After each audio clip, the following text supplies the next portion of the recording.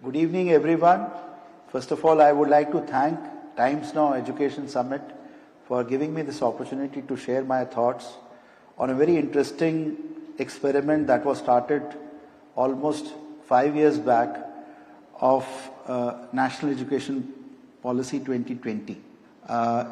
We are living in very interesting times where, altogether a different experimentation in the educational landscape has taken place in this country, where a completely new outlook has been experimented and a lot of thought has gone into designing the entire framework of the educational system in India, starting from nursery to PhD.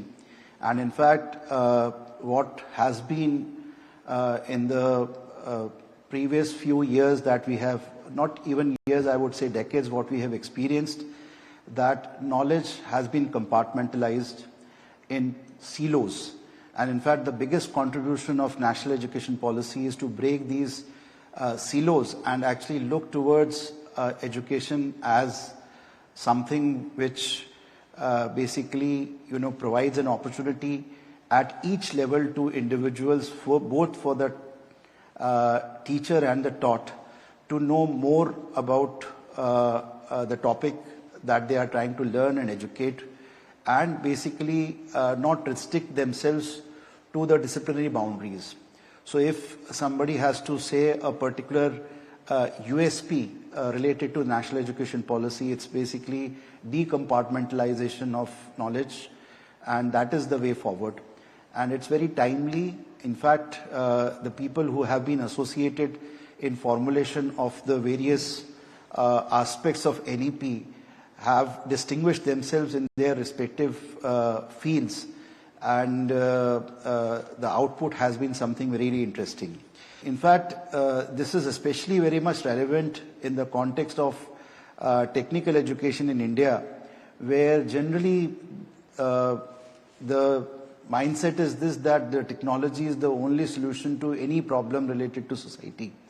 But, there are several aspects related to any societal problem that we see. Just to give an example, if we see water, it has providing quality water to people. It has several aspects associated with it, which are related to technology, science, policy, law, finance, even the legal aspect, even the social aspects associated with it. So usually what we actually see in life, the problems that we basically learn and educate ourselves to find a solution to various problems, the problems are multidimensional. And if we try to, approach a particular societal problem with the lens of disciplinary boundaries, we would have only a half-baked solution to that particular problem.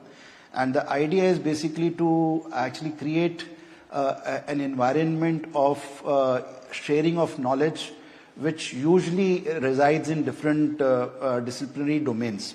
And the biggest contribution of NEP 2020 is this only, that it opens up an opportunity for people from different backgrounds to come together to find a solution to a particular problem, various problems. And basically, through this learning, we develop individuals who have a 360-degree view of, the world around them.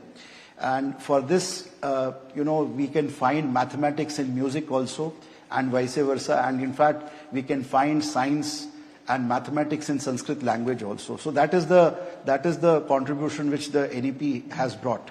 And in fact, I'm very happy that the themes that have been chosen for the conference are quite interesting, which cover various aspects related to not even just NEP 2020, how it can be executed, what has been the learning related to NEP 2020. The conference would also highlight how we can bridge the theory-practice gap by involving more academic participation in finding solution to the industrial problems. And obviously, that is the only way forward. If we pick up any good quality institution globally, it is basically how the academic fraternity is contributing towards the R&D problems of the industry. And through this, one is also able to provide the hands-on experience to the learners, and so that these people, the students who are either at the school level or at the college level, or who are actually have joined the professional academic program, actually get an opportunity to get an hands-on experience which usually doesn't come through textbookish knowledge. So and apart from that also, as I mentioned in my initial remarks, that especially in the context of technical institutions, we have been conditioned to think and teach in this manner that the technology alone is the sole provider of the societal problem. This mindset has to change, and the engineers, the scientists have to be sensitive about various issues related to society, and therefore have to be amalgamate various aspects related to psychology, sociology, the managerial skills, the legal skills, along with their own USP, which is the technical knowledge. And therefore it becomes very important that the technical education especially becomes more inclusive, and we cut across the disciplinary boundaries and try to make the technology more socially relevant. And this will only be possible if we are aware of what is happening around us, and a good understanding of various subjects would only basically help to achieve these objectives. Interestingly, we are, as the country is growing, we are at the crossroads. We have to make a choice in terms of in our developmental goals, whether to follow the same trajectory which the Western world has followed, and in the bargain have impacted the environment in a very adverse and negative manner. So therefore the sustainability becomes a very important aspect, and this very aspect has been highlighted as one of the key elements of NEP, of providing sustainability, integrating sustainable development aspects in different subjects that we teach, starting from school to the highest level.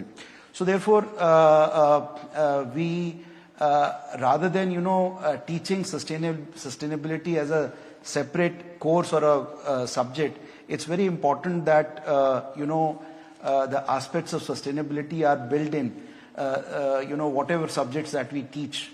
And sustainable development, in fact, because whatever the knowledge creation that as a nation we have to do becomes very important, because without compromising our developmental goals, we have to identify appropriate methods by which, without hampering the environment in an adverse manner, we continue to achieve our developmental goals.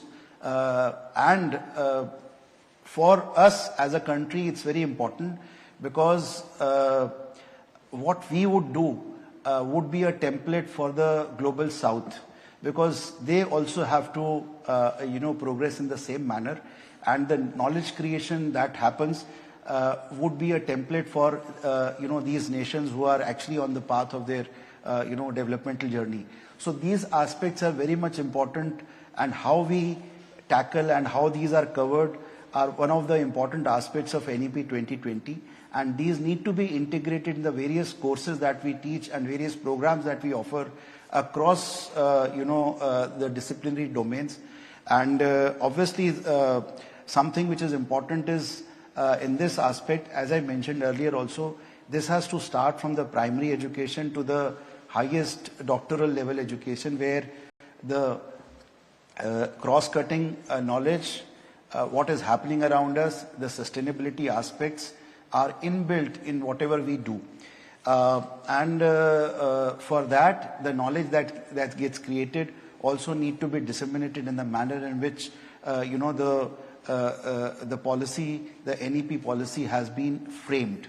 And to do that, it's very important to build the capacity of the educators, because again, they have been conditioned of so many decades of training, which actually is in the disciplinary domain only. And we have to decondition the minds of the various trainers and educators. And it's very important that these educators are also, trained and exposed to the various aspects of NEP 2020, which is basically all about multidisciplinarity, interdisciplinarity, and a sort of a rounded personality which each individual in the country should have. So capacity building of the educators also becomes a very important aspect, and I'm very happy that Times Now has slated a separate theme for that also. And one of the important aspects as we grow is the use of digital technology, and that this is the key enabler as far as making the education reach to the masses, because everybody is not fortunate to have access to quality education in the physical mode, and therefore this digital technology is going to revolutionize the educational landscape of the country. And in fact, I firmly believe the democratization of knowledge can only take place through the use of digital technology, and it is the key enabler. The only thing is that the people, the last person in the society who does not have access, the starting line for whom is not the same for the fortunate few who have access to to these quality institutions. If used through use of digital technology, we would be able to reach to these people also, and what actually is available to select few in studying in the premier institutions of the country, the same quality of education would be made available to these people who otherwise, for whom it is very difficult to reach or even to imagine to reach to these premier institutions and have the luxury of having, study in the best of the institutions, taught by the best of the teachers. And the key enabler in this aspect would be the digital technology only. So at the cost of repetition, I would say the democratization of education would happen in this country thanks to the digital technology, and it is the key enabler in making quality education available to large masses of this country.